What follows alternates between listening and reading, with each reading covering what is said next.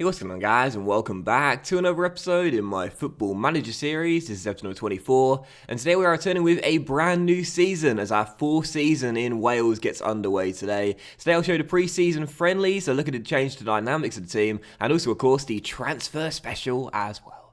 Let's get to that first. Well, I've got to be honest, guys, this was an incredibly underwhelming transfer window. It did not go the way I planned, and don't get too excited, that's all I'm going to say. What a way to introduce, the new episode. What a way to start off. This is why I don't do any promo.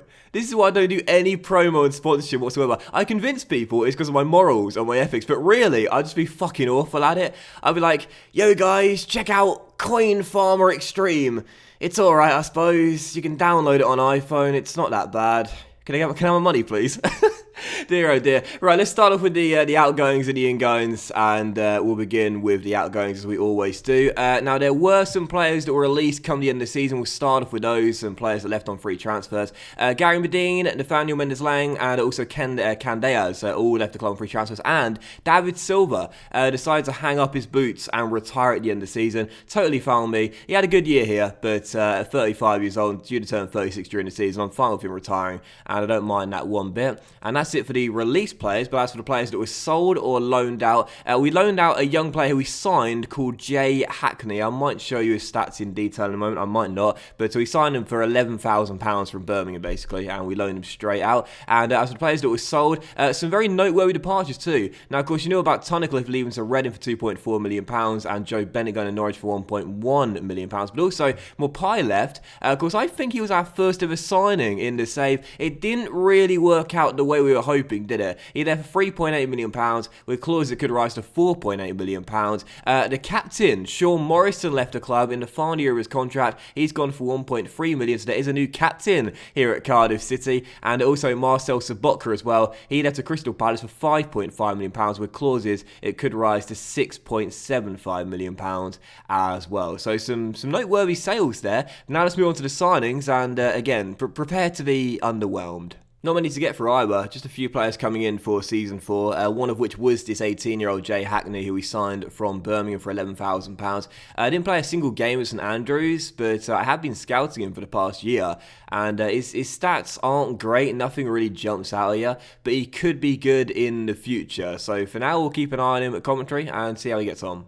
There's only 5 signings to show you heading into Season 4 as well. But next one is probably the best bargain. No, I would say definitely the best bargain of the window. Scott McTominay has arrived on a free transfer after being released by Manchester United. Of course, a product of the Manchester United Academy. He was loaned out to Stoke in the game, and he played 39 games in the Championship. Then played a season at United but barely played. Then was loaned out last year to Burnley, and he had a really good year with Burnley at Turf Moor. 9 goals and an assist in 44 games with a box-to-box midfielder. And I was surprised that United let him go on a free transfer and did not give him an extra 1 or 2 years. But to let him go, we snapped him on a free transfer, and he's only on 15 grand a week as well. It's a 3-year deal. There's an optional clause of 1 year as well. It's a great contract, very cheap, and also it could be 4 years as well if he develops. And again, his stats aren't amazing. But of course, losing Sobotka, I wanted another sort of workhorse through the middle of the park as well, with Tunnicliffe going as well. And this guy can do that. 18 for stamina, 16 determination, 18 teamwork, 17 work rate. I love these stats here. Really, really good. And technically, he's not terrible either. 14 for first touch, 14 passing, 14 technique as well. And don't forget, McTominay's really strong character at 15 with 18 jumping, being 6'4" as well. And at 24 years old, he's still got room to get a little bit better. So McTominay on the free transfer again, I think that's an absolute bargain there. It's a steal. Next up, a player that's already pissing me off, Michael Keane, has arrived from Everton for a fee of around £12 million? £12.5 million. I think with clauses, it could get to £15 million.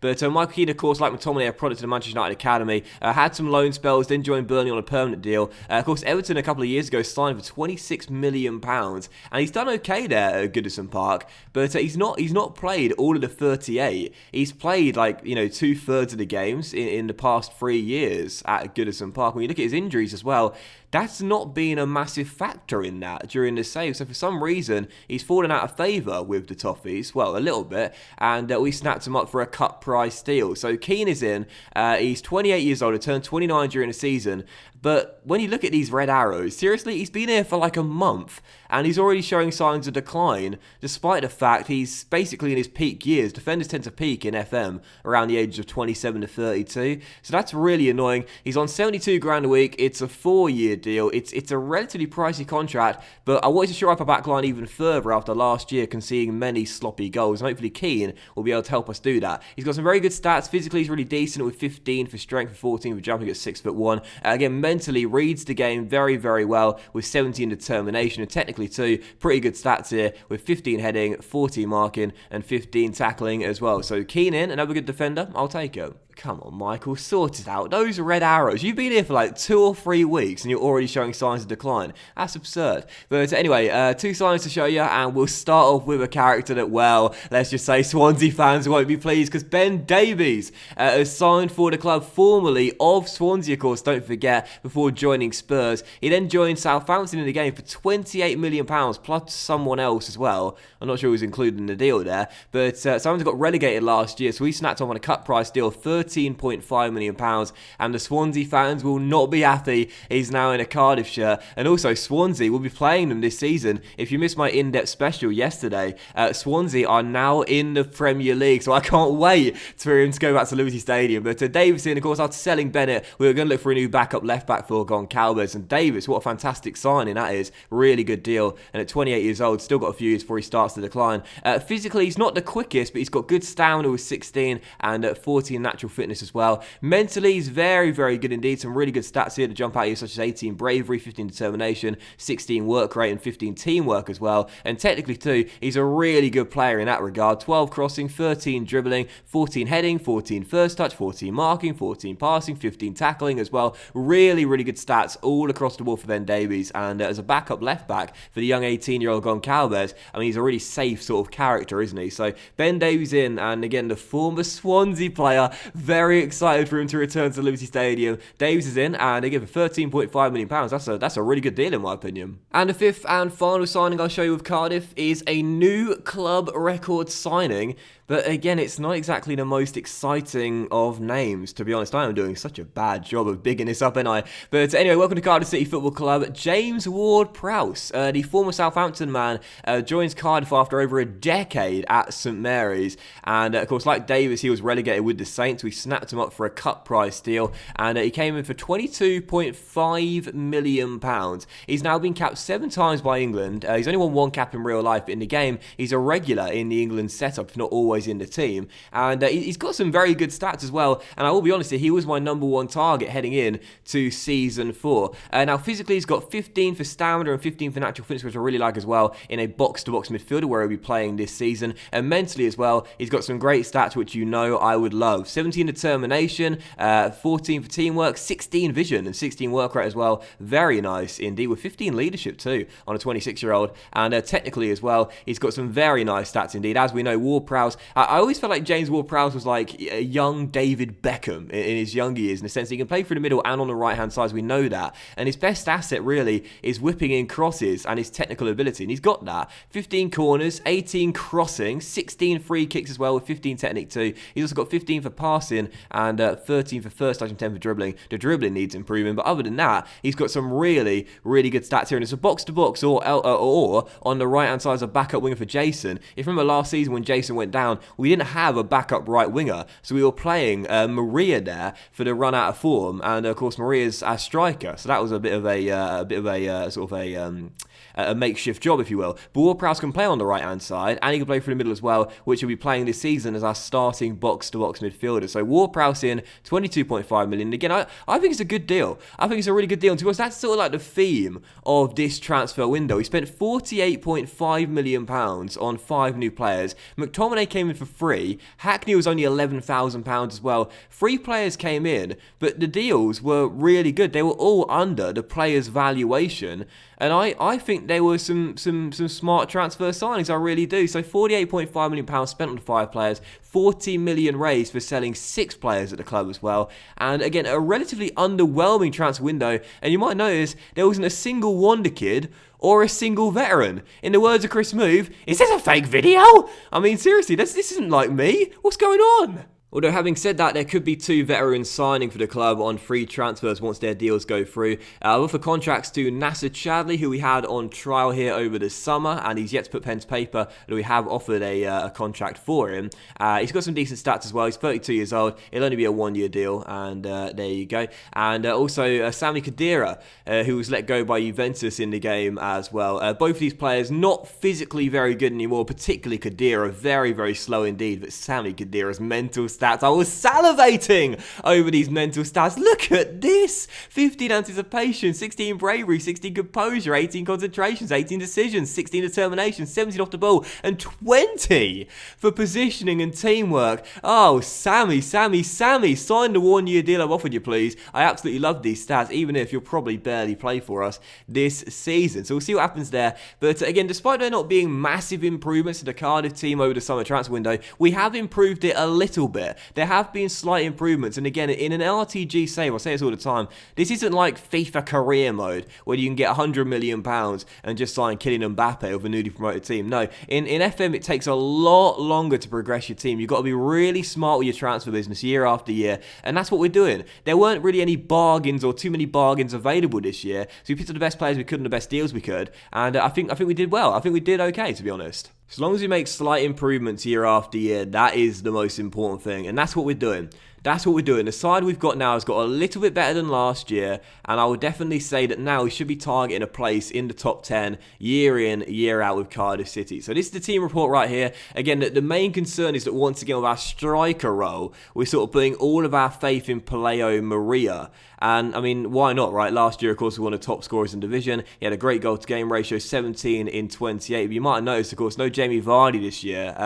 Leicester wouldn't let him come back on loan to us. So I tried to sign him on a permanent deal for about 100 grand. But he wanted 100 grand a week. And I was like, forget that, mate. You're 35. But still, the team, again, is getting a little bit stronger in depth year after year. And I'm pleased. I'm pleased with what we got heading in to Season 4. Now, that's the dynamics of the team. This is how things are currently looking right now in a hierarchy. As you can see, Jason is now a team leader here with Cardiff. Absolutely love it. And as for the captaincy change, Johnny Evans remains as our vice captain. It is final year of his contract and he'll be gone come the end of the season. And I gave the captain's armband to Harry Maguire this season. He's got some very good stats. You'd say he's our best defender as well. Some really, really good stats too. He was wanted by Arsenal and Spurs in the summer window as well, but we managed to keep him here. And again, I gave him the captain's armband. But the interesting thing is that Maguire is not even considered an influential player. And I don't understand that. Now, I know he's only been here for a year, but either way, how is he not even an influential player in the squad? He's part of the England setup. He's one of the best players we got here.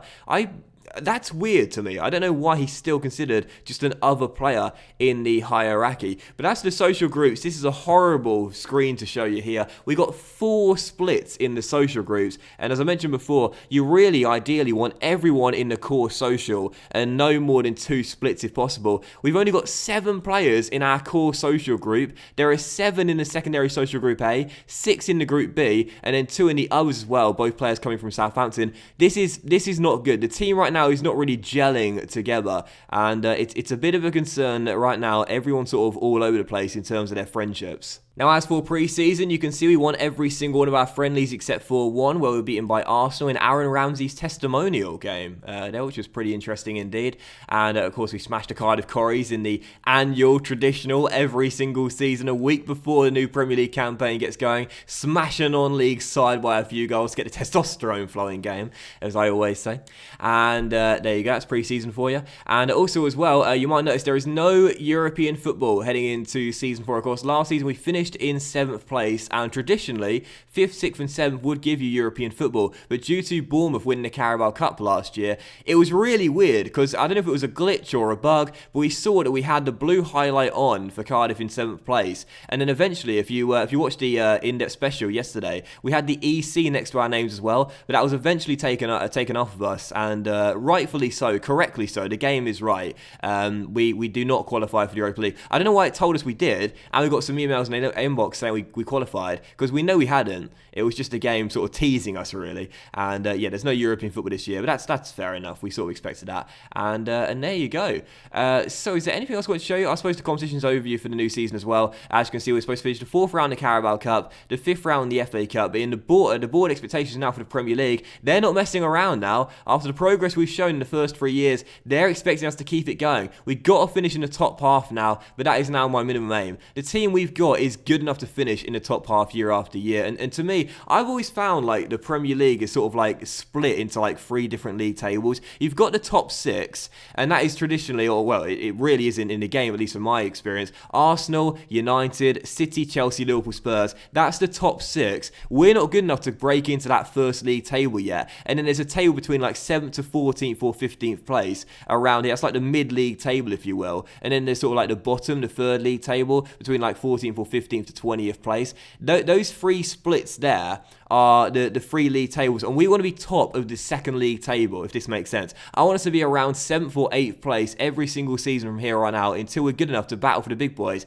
and get into the top 6. That's my aim regardless, and with the team we've got, we should now be capable of finishing in the top 6 year in, year out. So last thing I want to show you is there has been a bit of transfer drama with Andre Onana. Now, if you don't follow me on Twitter, first and foremost, what are you doing? My Twitter is @DocLanders, and yesterday you would have seen I posted about Onana, who requested a transfer after I priced him out of a move to Manchester City. He's got a £50 million minimum fee release clause, and I said to Andre, you're not going anywhere unless that gets matched. It didn't get matched. He handed in a transfer request. I rejected the first one, accepted the second one. Sporting put in a bid of £30 million. I accepted it, but the transfer deadline has passed. So Onana is stuck here. He hasn't signed for Sporting yet, and even if he does sign, I'm going to cancel the deal because they didn't complete the deal before the window shuts. If he would have completed the deal before the window shut, I would have said, yeah, you can go. Fair enough, we'll take 30 million for you. But instead, he didn't put pen to paper. We won't have enough time. We can't bring a new goalkeeper now. Transfer window's over. So Onana is staying at least until January. So Onana is staying, and yeah, very interesting that our number 1 requested a transfer here at Cardiff after 2 years. So that is basically that, and let's dive into the first game of today's episode. It is indeed a season opener. We are away at St James's Park to take on Newcastle United as we aim for a winning start back-to-back after winning last year's opening day. So right now on the injury report, everyone is fighting fit, and this is our team for the game. It's our 4-1-2-3. We've got Onana in goal, about 4 Goncalves, Maguire, the new man Keane, and Ajapong. Our midfield trio is now Camarasa, McKennie, and WardProwse stepping in. On the wing, Sessegnon and Jason, and up top, Paleo Maria. On the bench, Metham, Davis, McTominay, Rules, Murphy, and young Josh Cotterill, who I'm going to trust this season as my backup striker. The 18-year-old, I am putting a lot of faith in the Cardiff City Academy graduate. First game of the season, it's Newcastle away. Let's get off to a winning start. Come on, you Bluebirds. The first highlight comes to the Magpies. Matt Ritchie's corner is headed into the back of the net by Damari Gray, and 6 minutes in, Cardiff City are behind. Oh dear. First highlight results in a goal, a good delivery and a good header by Gray, but honestly, man, Harry Maguire, I gave you the captain's armband. It was your man, I think. You just left him.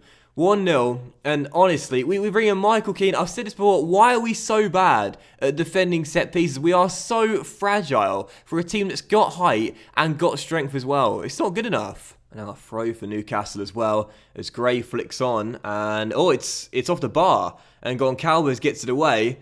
As it's still 1-0. Was that off the bar or did Onana tip it away? I'm not too sure, but it's still 1-0, thankfully. I thought Newcastle were going 2 goals up there. WardProwse's corner. McKennie. Maguire. Shot blocked. Back to Weston. WardProwse. How's your cross? Back to Weston. Jason. Oh, yeah. Why did I give him the captain's armband? Jason makes it 1-1. He's off the mark on match day 1. And we're back on level terms. Jason's fucking magic. He wears a magic hat.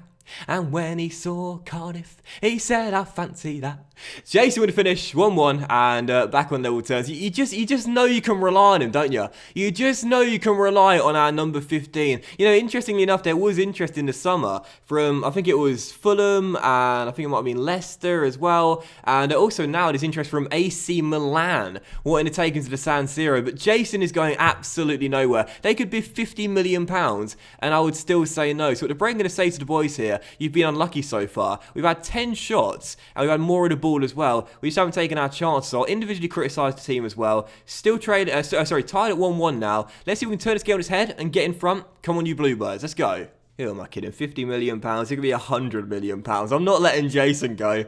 I am not letting our number 15 go. I love him to pieces. Half an hour remaining in the game. Still tied at 1-1. Wouldn't be a bad result on the opening day, but I was hoping for a win to start off with here. 16 minutes to go. Still tied at 1-1. And I do see a winner in this game, but it could go either way right now. Balance on a knife edge. Damari Gray on the ball. Plays that wide towards Kezawa. And the left back looking to turn. Finds Harry Winks. And Newcastle building a good chance here. João Carvalho into Daniel Sturridge off the bench. Now Richie goes for goal. Puts it just wide. So the opening day is going to finish as a 1-1 draw. Not a bad result away at St James's Park on the opening day. I was hoping for a win, but I'll take a point. Jason getting us back on level terms. And again, defensively fragile from set pieces. Same old story, really. But I'll say to the boys, you're unlucky. We didn't play too badly out there. But again, disappointed a lack of clear-cut chance created. And our defensive instability from set pieces, as always. But that will end today's episode of the Football Manager series, guys. So a big thank you for watching the season opener. And if you have enjoyed it, then please do drop a like. Have a fantastic Sunday. Much love to you all. And we'll gather some pace for Season 4 and start off with a few games off camera. And I think we'll come back with, I'll tell you what, we got to come back for the Swansea game, right? Our first South Wales derby in the Premier League in the save. Swansea at home. And then Bournemouth, who of course stops from qualifying for the Europa League away from home. That'll be a nice little double-header there. So thanks for watching, guys. Have an awesome day. Much love to you all. And I'll see you for the next episode in our Football Manager series very soon. Bye now. Oh! Sorry, one thing to show you. I'll put it on camera. I'll put it on the screen for you now. On the European Union, we've officially had Brexit. England have left the European Union. These are the new rules as well. For those that are interested in this sort of stuff, these are new rules as well. Now that England is, the United Kingdom has left the European Union, and we now have a foreign player limit of 17 as well, which is probably the biggest takeaway from all of that. All right, thanks for watching, guys. Much love, and I'll see you for the next episode very soon. Bye now.